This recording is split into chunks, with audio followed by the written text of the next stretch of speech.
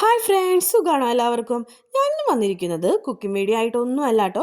നമ്മൾ സാധാരണ അടുക്കളയിൽ ഉണ്ടാക്കുന്ന ആഹാരങ്ങൾക്ക് രുചി കൂടുവാനുള്ള അടിപൊളി ടിപ്സും ട്രിക്സും എല്ലാം നിങ്ങൾക്ക് വേണ്ടി ഒന്ന് ഷെയർ ചെയ്യാമെന്ന് വിചാരിച്ചിട്ടുണ്ട്. അപ്പോൾ നമുക്ക് നേരെ വീഡിയോയിലേക്ക് ഇടന്നാലോ. അപ്പോൾ നമുക്ക് പുട്ടിനെ തന്നെ ആദ്യം ഒന്ന് പിടിക്കാം. പുട്ടുണ്ടാക്കുമ്പോൾ ചിലർക്കെങ്കിലും ഇതുപോലെ കട്ട കുത്തി പോകാറുണ്ടല്ലേ.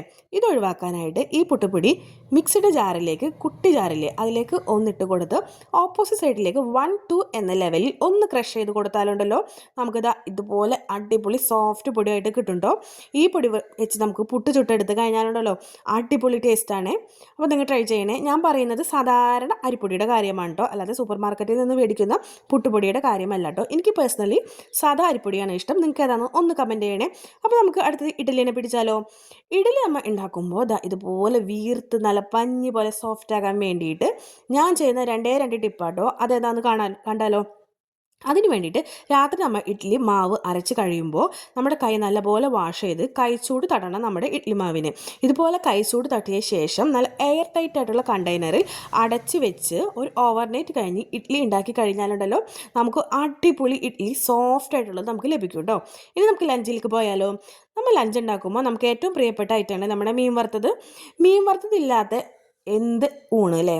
പല മലയാളികൾക്ക് ഇങ്ങനെ തന്നെയാണല്ലേ. അപ്പോൾ ഈ മീൻ വറുത്ത് അടിപൊളിയാക്കാൻ മീൻ വറുക്കുന്ന മസാലയിലേക്ക് ഒരു പിഞ്ച് മല്ലിപ്പൊടി ചേർത്ത് കൊടുക്കുക കേട്ടോ.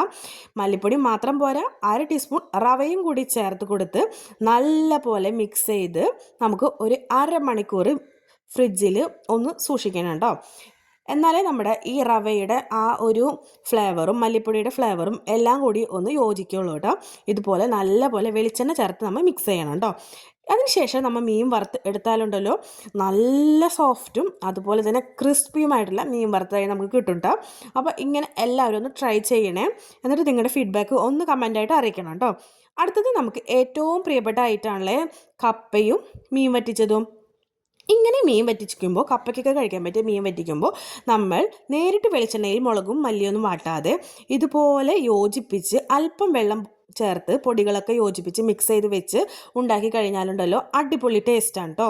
ഇനി നമുക്ക് സാധാരണ നമ്മളെ കൊഴുവയും അതുപോലെ മാന്തൾ മീനും ഒക്കെ നമ്മൾ മുളക് ചാറായിട്ട് വെക്കുമ്പോൾ വാളംപുളിയും കുടപ്പുളിക്കും ഒക്കെ പകരം അല്പം ചൊറുക്ക ചേർത്ത് കൊടുത്ത് ഉണ്ടാക്കി കഴിഞ്ഞാലുണ്ടല്ലോ നമുക്ക് ഇതിൻ്റെ തനതായ ടേസ്റ്റ്, കൊഴുവയുടെയും മാന്തളിൻ്റെയും തനതായ ടേസ്റ്റ് നമുക്ക് അറിയാൻ പറ്റും കേട്ടോ. അപ്പോൾ നിങ്ങൾ ഒരിക്കലെങ്കിലും ഇതുപോലെ ട്രൈ ചെയ്ത് നോക്കിക്കോളൂ കേട്ടോ. നമ്മൾ കൊച്ചിയിലൊക്കെ ഇങ്ങനെയാണ് ചെയ്യുന്നത്. അപ്പോൾ അവിടെ എനിക്ക് കണ്ടപ്പോൾ അങ്ങനെ ചെയ്തപ്പോൾ എനിക്ക് ഇഷ്ടപ്പെട്ടു. അപ്പോൾ ഞാൻ നിങ്ങൾക്ക് വേണ്ടി ഒന്ന് ഷെയർ ചെയ്തെന്ന് മാത്രം.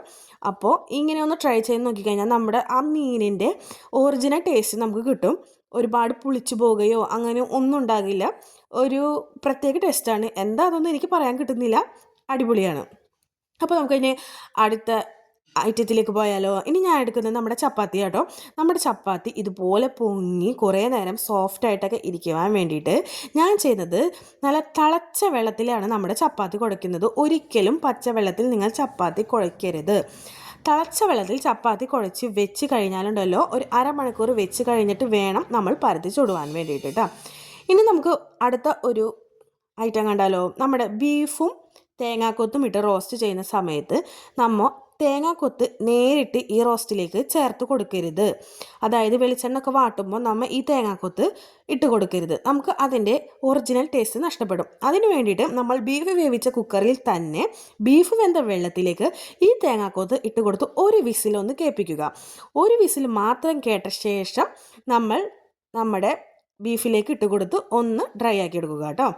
ഇനി അടുത്ത ടിപ്പ് എന്ന് പറയുന്നത് നമ്മൾ കട്ട്ലേറ്റോ അല്ലെങ്കിൽ കുട്ടിപ്പത്തിരികളൊക്കെ ഉണ്ടാക്കുന്ന സമയത്ത് നമുക്ക് റൗണ്ട് ഷേപ്പ് ആയിട്ട് കിട്ടാൻ വേണ്ടിയിട്ട് ഞാൻ ചെയ്യുന്നൊരു ടിപ്പാണ് കേട്ടോ. നമ്മുടെ യോഗേർട്ടിൻ്റെ കേർട്ടിൻ്റെ എങ്ങാനും ഒരു അടപ്പില്ലേ, അതിൻ്റെ അടപ്പ് ഒന്ന് കട്ട് ചെയ്തെടുത്ത ശേഷം ഇതുപോലെ പൊടികളൊക്കെ ഫില്ല് ചെയ്ത് നമ്മൾ ഇങ്ങനെ ഞാനീ കാണിക്കുന്ന രീതിയിൽ നിങ്ങൾ ചെയ്യുകയാണെങ്കിൽ നമുക്ക് കട്ട്ലേറ്റും അതുപോലെ കട്ടിപ്പത്തികളൊക്കെ നമുക്ക് സോഫ്റ്റും അതുപോലെ നല്ല ഷേപ്പായിട്ട് കിട്ടും കേട്ടോ. അപ്പോൾ നിങ്ങൾക്ക് ഈ ടിപ്സുകളൊക്കെ ഇഷ്ടമായെങ്കിൽ ഒന്ന് ലൈക്ക് ചെയ്ത് സബ്സ്ക്രൈബ് ചെയ്ത് കഴിഞ്ഞാലുണ്ടല്ലോ ഞാൻ ഇതുപോലത്തെ അടിപൊളി ടിപ്പുകളൊക്കെ ആയിട്ട് വരും. ഇനിയും ഇഷ്ടംപോലെ ടിപ്സുകളൊക്കെ ഉണ്ട് കേട്ടോ.